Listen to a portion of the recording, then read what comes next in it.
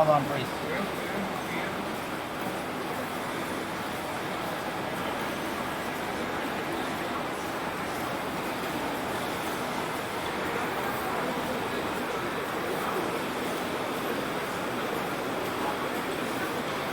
Hoy se siente la tensión.